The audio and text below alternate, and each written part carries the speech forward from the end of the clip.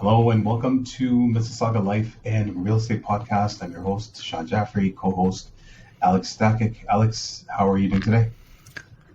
Thank you very much for asking, Sean. I'm really great today, and I'm very excited about the topic we are covering today. And I strongly believe it will help to many people to understand this, problems they're facing with and trying to answer some solutions. Correct. So you're excited about this? Are you excited about the weather we're going to have in a few hours, like the ice that's going to turn, the rain that's going to turn to ice, and then snow afterwards? So we're expecting some horrible driving conditions by rush hour. I know. That's something we're not happy about. Not at all. I agree with you. Maybe insurance companies could be only happy about that. Nobody else. Right. Okay, so today we are, like you said, we're talking about something very interesting. We're talking about, you might be somebody who is renting. You might be somebody who is an owner of an investment property. You're a landlord and you rent out your properties to tenants. Yes. There's been some changes recently in the last little while when it comes to, the rights and responsibilities of tenants and rights and responsibilities on landlords. There's really no, real order, Alex, of things to discuss. So I just thought we'll pick topic by topic and kind of expand on that a little bit. Mm-hmm. So let's first talk about when it comes down to, condominium rules, for example. We know that when it comes to pets, right? Typically, landlords will say that, okay, I don't want any pets in the house because, a landlord might have nice wooden flooring or whatever it is. And the clauses most of the time will say no pets. But did you know that you cannot stop people from having pets? It is actually, it's a bylaw. Like they're allowed to have pets. So if somebody says to you in the tenant agreement, this is for both tenants and landlords, if somebody says to you, okay, I agree that I'm not going to have any pets in your place, but then 3 months later, they get a cat or a dog. You legally don't have a case for eviction or for damage or anything. As long as when the tenant leaves and the property is in good condition, there's nothing that you can do about that, for them having pets. Did you know that? Because I was in the impression that once you kind of agreed to it.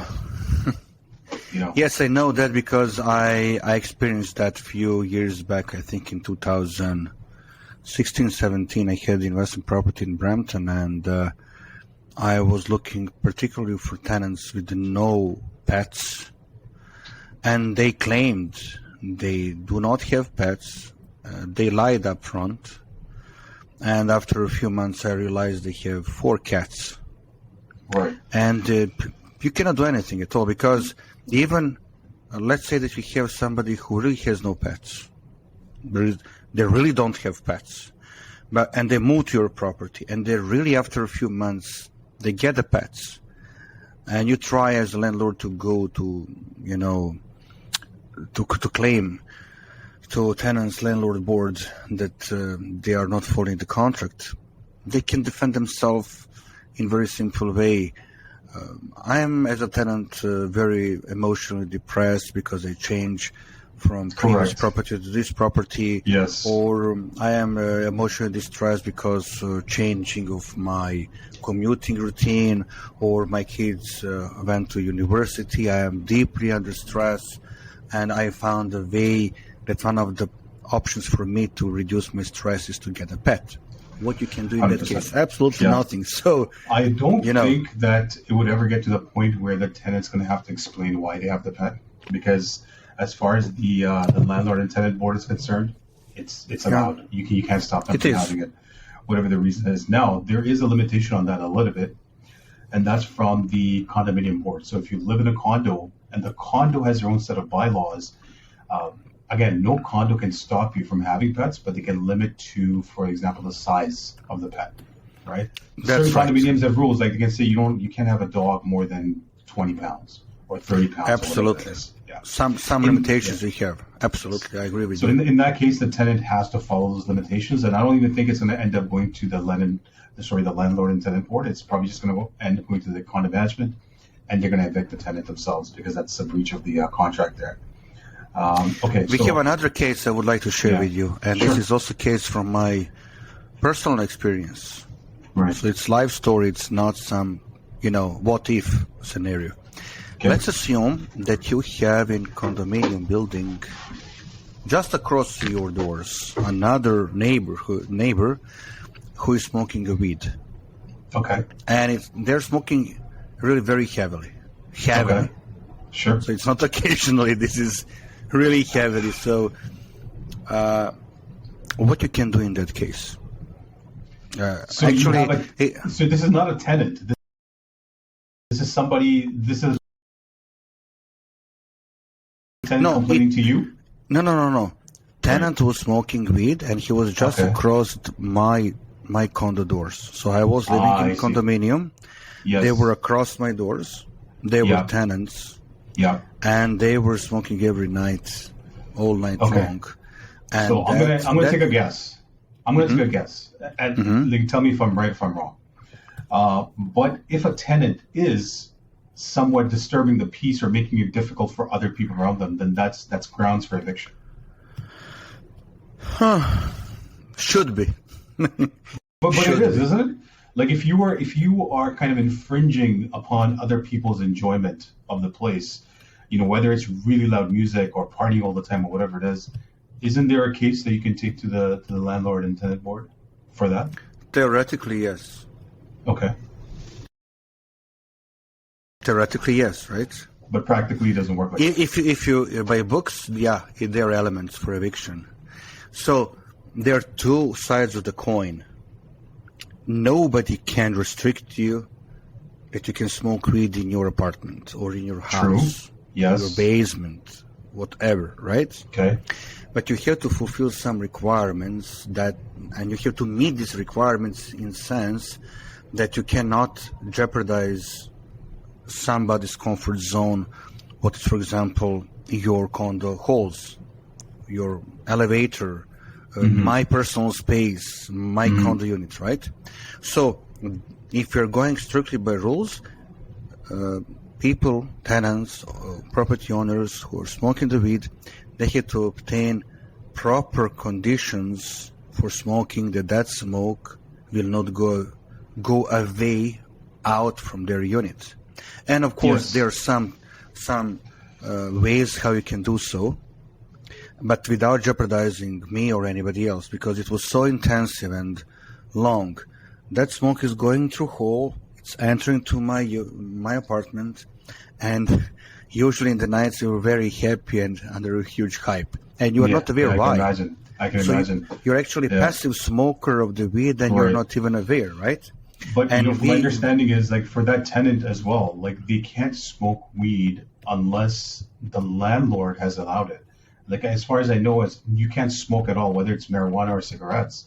You cannot smoke unless you have some sort of allowance from the landlord, because it's the landlord's property. Yes, but you know that in most cases landlords do not care. They will say or sign a contract, but when they rent and they're getting their rental income in most cases. It was one of those situations. Okay. Yes. So we complained many times, and security guys came. We wrote the notices to property management. Even police came a couple of times, but they told us, you can complain as many times as you want. We cannot do too much about that. You can't do much, yeah. Okay. Right? So, it's a very tough situation. And one of the reasons we sold the condo was because we were not able to take any chance to be passive smokers, weed smokers anymore. Right. It wasn't your cup of tea, basically. No, not at all. Not at all. I am not saying that you'll stick to the red wine. Yeah, I am not. I am not saying this is a good course of action, right? Right. Because somebody doesn't want to sell property because of that. Yeah. But if you go by books, you can file that to the lawyers, and they can take action. There are some ways. It's the only question: are you willing to invest your money and time?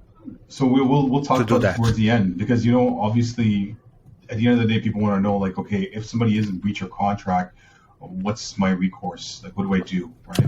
Absolutely. First, let's talk about deposits, because this is a pretty big one. So, I've been helping clients on and off with leases for many years, and it's not something I do a lot of, but I've been doing it for a long time.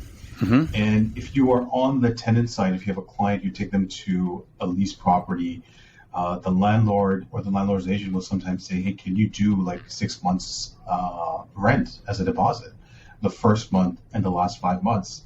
And so I recently came to find out that that's illegal. You cannot do that. So if you're somebody who owns a property and you're a landlord and you're, for your own safety, you're like, okay, if I have a bigger deposit, I have leverage and, I can check into the property and make sure everything is fine. And if there's damages, I can use the deposit to fix the property, etc. But it is illegal for a landlord to demand or ask for more than the first and last month's rent as a deposit. Now, there's some leeway there in the sense that if the applicant or the tenant themselves says to you, hey, look, I'll give you 4 months rent, then that's fine. But they have to declare, and it has to be in writing, where the tenant is saying, hey, look, I'm doing this on my own. The landlord did not ask that. This is completely, my doing. In that case, it's allowed. But if you don't do that, if you go ahead and you say, okay, fine, you know what, we'll take the first month and the last 5 months as a deposit because you're offering it, but you don't get it in writing, the tenant can legally then go to the landlord and tenant board and ask for the money back. And you have to give it back. Right? So if you're a landlord, if you're a tenant, whatever you guys agree upon, it has to be in writing. Otherwise, it didn't happen. Absolutely.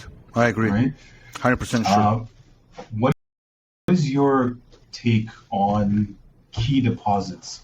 Do you think that that's something that's still happening a lot these days? Is it mostly with condos? Is it with non-condo properties? Where do you see key deposits mostly happening? In all lease deals I was dealing before, everybody was looking for key deposits. Doesn't matter, it's condo, freehold.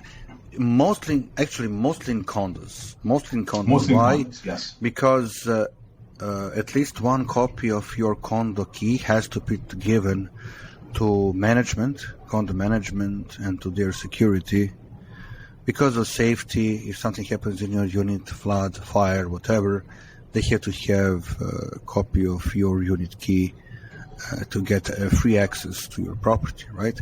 So you can expect key deposit mostly in condo units, and don't be surprised. What is the price of that key? Depends. The key, you're talking about the key fob, the electric key. Yeah. So what will be the price depends. What is the price property management is asking as well for replacement, right? Yes, correct. This is very common. What it comes down to is basically the value of the keys themselves. Yes. So the fine line or the fine print says, when you look at the agreements, that you can ask for a deposit as long as it covers the actual cost of the keys. Right? Yes. So if you know that in your building a key fob is replaced for $100, and you're giving the tenant 2 key fobs, then in that case you can ask for a $200 deposit for replacing those key fobs. Yes. But if there's no key fobs and it's just simple keys, and you can replace the keys for like $10 or $5, and you ask for $200, that's actually illegal. And the tenant might pay it up front, but they can go to the board and you have to pay them the money back. Yes. When it comes to homes, like freehold homes, not condo properties, and they don't have any key fobs, you really can't ask for a key deposit. And if you do ask for a key deposit, it should be the value of what the keys are, which is like less than $10. Absolutely. Right? So now if you're a tenant and if you're a landlord, now you know. The key deposit is only for the value of the actual keys given. You can't just ask for an arbitrary amount, say $500 for a key deposit. That is illegal. Again, we'll talk about what happens when there's a breach of trust, a breach of contract on the behalf of the landlord, what actually ends up happening towards the end. Absolutely. Okay. Another thing I wanted to dive into was tenant insurance. So a lot of the times, if you have a property, you want the tenant to have liability insurance. What are some of the advantages of having liability insurance? Definitely you have to have content insurance as a tenant, because in case of some fire, flood, severe damage of rental unit you are living in, if you don't have that insurance, you're not covered at all. So when I looked into it, like so liability insurance will actually take care of the property, and the liability insurance is what the landlord legally has the right to ask you for, and you should get it. The content insurance, that is entirely up to the tenant, because the content insurance covers like their own goods. Yes. Right? So, and that's entirely up to you. Like if you want to cover your artwork and you think it's worth $10,000, I think it's $1 for every $1,000 that you pay in insurance. Yes. So that is up to the tenant. A landlord can legally ask for liability insurance from the tenant. When it comes to content insurance, up to the tenant. If they want to get it, they can get it. If not, a landlord cannot make a tenant get content insurance. But liability insurance is a must. Yes. All right. For sure. Okay.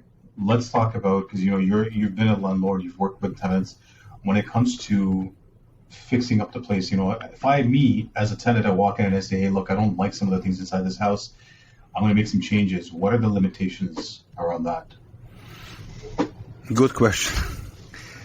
Everything is a result of common sense and best practices and mutual understanding between two parties. So when we're talking about some minor replacements, like you should replace breaker, you should replace duct, air filter, you should change bulbs. It's something wear and tear, right? So it's, and I think in most every of these agreements you will see this clause of what tenant has to repair on the own, and usually and is the tenant compensated when he does these things, like replacing the light bulbs, the breaker? No. This is whatever is, and it's very clearly stated in the contract. Whatever is $50, $60, or $100 repairment costs, it's on the cost of the tenant. Whatever is beyond that amount. For example, you had a broken pipe. And flooding, of course, this is cost that landlord has to cover, or insurance, or whatever, right? If we have repairment of appliances, what if replacements, exactly. What if the appliances break down? Then what happens? That is cost that you as a landlord have to cover, right? Then, if you are talking about, let's say, we are talking about the color of walls. All your unit is in white. But your tenant is looking for different colors. For example, they have two kids, one boy, one girl. They want in one bedroom to have light blue, in another one they would like to have light rose. Mm-hmm. Usually, landlords are giving permission to change the colors, but changing the colors, painting, cost of paint, and labor will be covered by tenants. Right. However, and it's very common, when time comes that your tenant is moving out from the property, and if it is stated in the written form in the contract, they should return that unit in the same condition as on the day when they move in. So what I will recommend to tenants as well to the landlords, when your tenants are moving into the property, you should make mutual recording how the property looks like. Do you have any deficiencies? Do you have any nail holes? Do you have some, spots that should be repainted or fixed, whatever? And that's actually some kind of pre-delivery inspection report between tenant and landlord, right? Correct. Yeah. And when time comes that they are moving out, again, you should have mutual walk through the property and to see differences, right? Yep. Completely agree. I think there should be, like you mentioned in one of the topics we're talking about, common sense should prevail. So if you are a landlord and you're leasing out a property, at the end of the day, yes, you're a landlord, this is a property, this is a business. There is a cost of doing business. And you will come into a property, once the tenant leaves, it won't be in perfect condition. But as long as it's not destroyed, there's no holes in the walls, not a big aesthetic a bunch of problems, then you should expect to spend a little bit of money and fix the place up, patching up the paint, things like that. Because I would say, generally speaking, tenants are pretty good the way they take care of things. But once in a while, you get somebody who's a little bit sloppier. So, be ready for anything. And obviously, if it's one of those situations where the place is completely trashed, then, that's the point where you need to get the authorities involved, because, that's a court case. Let's say that we have another situation. Sorry, because it came to my mind. Let's assume that your tenant has family fight. Right. And during that fight, they smashed door between two bedrooms, right? I can picture it right now, yeah. So what you will do in that case as a landlord, or what you think is the best course of action in that case? In a case like that, so as a landlord, what I'd like to do is, when the tenant's occupancy is up, or it's going to be up in 30 days, I would actually walk in, obviously with advance notice, and make sure everything's intact. Now, if I see that hole in the wall or that hole in the door, I would tell them, like, look, this is going to cost this much to repair, and you're going to have to pay for this repair. That would be my stance. I agree. Right now, what in case they don't want? What in case they don't want to pay? It's all about return on investment on your time. Is it worth it for you to go through the hassle of getting them to legally be forced to pay that amount, and you spending time online doing research and then with the authorities, or would you rather pay $150 and get somebody to come in and fix it? That's a call you're going to have to make, I think, at the end of the day. Yes, absolutely right. Okay. And not only doors, mirrors, windows, whatever is broken, right? Yeah. And it was not a result of normal tear and wear exploitation of the unit. Yes. Everybody has fights, right? So yes, it can happen, but you have to have proper judgment.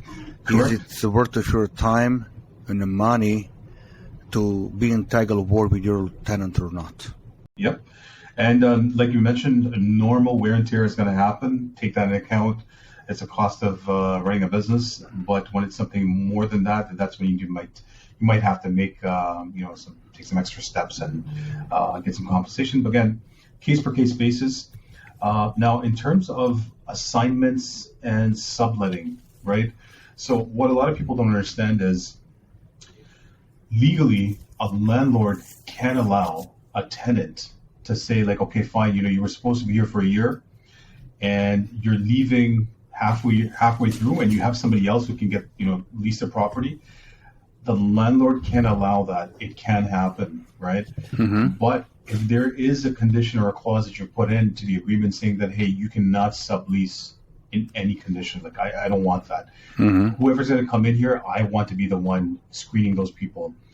So subleasing is not allowed, because there have been cases in the States I've heard of, I'm sure there's been cases in Canada as well, where somebody leased a house and then started using it as Airbnb. Yes, of course, it's very common. And they were able to do that because they were like, hey, there's nothing in the contract that says I can't do that, right? So if you're going to rent it out, make sure that your contract says you can't do Airbnb, you can't sublease it, you can't do short-term rentals, nothing like that. It's only for you and the people that are in the application. If that changes, then we have to decide what we're going to do next. So that's a good thing to right. Contract, I think. With these days, with Airbnb, I think it's very easy money for a lot of people, so it's easy to do. So yeah, keep an eye out for that. What else? I would like to discuss about one topic, actually two topics, okay. Because these topics are something. One is from my personal experience, and second one is a common question of people who are investing in rental properties. So first one is, so this is real story. I had a client who has investment property in Brampton, and I found for that client tenants. Okay. And that lease agreement was valid for 1 year. So that agreement was duly signed, following all necessary forms of RIA, Toronto Real Estate Board, whatever.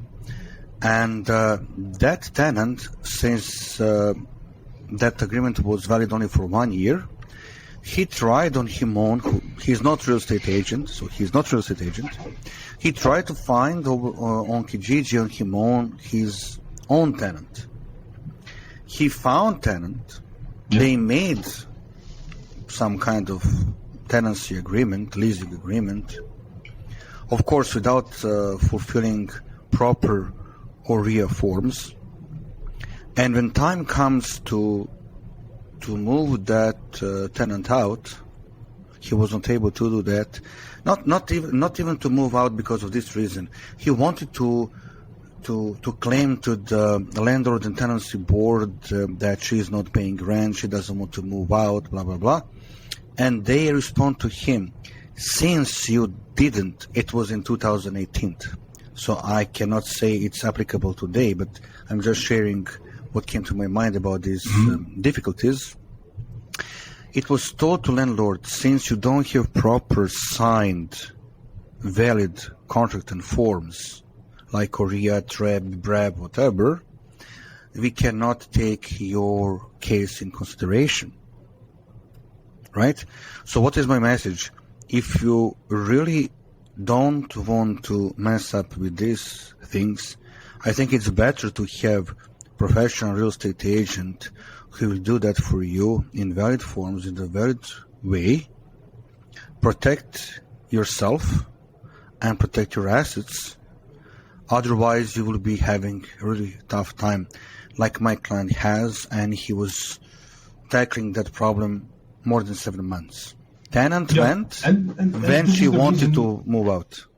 And this is the reason why we're doing what we're doing right now, is because, people become aware of what it is to become a landlord and what it is that you should be watching out for. Like, now we do this day in, day out. So for us, we don't have to think about it. It's like the back of our hands. But for a lot of people that are doing this on their own, there's things that you can miss. Which is why you're listening. It's a good thing you're listening to this podcast. It's going to help you out a lot with this. And second one, And second one, I will forget a very important topic. And this is a question I am pretty sure you're getting on regular basis from landlords. When can I increase the rent? And what is the percentage of rent I can increase? Yes. Because many of them, they have totally wrong interpretation of times, dates. Do whatever you want. Yes. Raise as much as you want, as often as you want, which is illegal. No. And can I tell you something for somebody who does that? Because people in the past have gotten away with it. Right? Mm-hmm. They had tenants and they said, hey, you know what? Interest rates of blah, blah, blah, whatever's happened. So instead of $2,000, I need $2,300. And the tenant said, okay. And he went ahead and he started paying it. But guess what? Once that tenant realizes that he was taken advantage of, he goes to the LTB, the landlord tenant board, and he says, this is what happened. Then they're going to get the landlord to reimburse the tenant. Absolutely. So you might get away for it a little bit, but you know what? I think for at least a year after the tenant has left, you're not off the hook. Yes. Yeah, try sleeping soundly knowing that the tenant's going to come back for a couple $1,000s from you. Yes. So there are certain conditions. Absolutely. Where you can raise the rent, and they have more to do with property taxes, things like that. So if your property taxes jumped up, if there was something happening in, let's just say your condominium building, for example, you know how sometimes there's special assessments and the people have to pay extra and the maintenance fees go up. When something like that happens, then you have a case and you can say, look, because this happened, it's out of my control, I have to raise the rent. But you have to be able to justify it, prove the increase with documentation. Now, yes. The other one where you're talking about the rental rate increase, where you're actually legally allowed to do that, that's something that's set out by the city. The city says the rent rate increase this year is 1.3, 2.5, whatever it is %. And you can do that 12 months after the tenant has resided in the place. You can raise the rent on the 13th month. Yes. Am I right about that? Yeah. Yes. But again, you have to give minimum 60 notice for increase of the rent. And it should be in the written form. And that has to be acknowledged to tenant as well. So cannot ask over the night, I'm increasing for 2.5% out of blue and let's pay it. You know what, Alex, I'm looking at my notes here, man, and I've got so much more that we can talk about, but I don't want this to turn into a 1 hour podcast. So let's end on this, okay? What is we can do the second part next week. Yeah, we can do part two. We can do part two, absolutely. Yeah. So let's. This is important. When can the landlord end the tenancy? Okay. So let's just say you have a tenant who's living there and his term's not up. What are the grounds for you to say that, okay, you know what, I need this place? So a couple of things I got was when the tenant doesn't pay the rent on time. Yes, okay? That's right. That's one thing. You have the right to go to the LTB and ask them to get the tenant out of there, ask them to leave. The tenant causes damage to the building. Okay, we're not talking about wear and tear. We're talking about one hole, we're talking multiple holes in the wall. Yeah, significant damage on the property. You got a crazy dog and he's wrecked the place, right? Something like that. When the tenant substantially interferes with the reasonable enjoyment of other tenants or the landlord. So if you have somebody who is making a lot of noise, a lot of fighting, a lot of commotion, and it's causing trauma to your family, you have a case. You can ask the tenant to end their tenancy agreement early. Yes. You can enjoy your peace, and maybe other people in the building or the rental unit can enjoy the peace. The other tenants, right? So you have a case there. Another reason where you can end the tenancy is when the landlord needs the unit for themselves, right? Legitimate reason, okay? So meaning, like I have somebody like that right now. These people, they used to live overseas. They came here. They had a home that they put up for rent. Then when they moved here, they got a condo because two of them, their kids were in school at the time, university. Now they want to move out from their condo and they want to move back into their bigger home because the kids are done school and they're going to be moving back home. So that's a legal case for them to be like, okay, you need to exit the space because we need it. Now, here's the thing. If these people, let's just say, we're just trying to get the tenant out because the rents have gone up, and they just want to get a new tenant in, and instead of $3,000, they want to charge $3,500 for rent. If that happens, okay, let's just put it this way: if any of these things we've talked about, these are the rules. You can do this, you can't do that. And if the landlord goes and he's in breach of the agreement and the rules, and just the trust, you can be fined by the LTB, the Landlord Tenant Board, up to $50,000. Yes, that's right. Okay, so if you're going to do that, if you're going to say, hey, look, you need to leave because I've got a family member who's moving in here and everything else, it better be legit. If it happens that you had them in there for 3 months and then now you put it up back, for rent, no.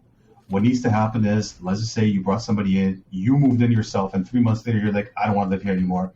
You need to go back to the first tenant first and say, hey, do you want to move back in at the same rent? Yes. Right? Absolutely. And if they don't, and this gets to the LTB, you can be fined up to $50,000. Something to think about. Yes. So for yourself, for your family, maybe you need to do extensive repairs. Let's just say that your building is so old that it might be a hazard to the tenant or the tenant's family, that you can ask them to leave so you can do the renovations. That's right. Once the renovations are done, you have to give them the first opportunity to come Absolutely. back. And also keep in mind, if you do major renovations to the home, you can also increase the rent at that point. Because the quality of life is going to go up because, the things are better. And that is it for now, man. So again, lots of things to talk about. I think we covered like maybe half of it.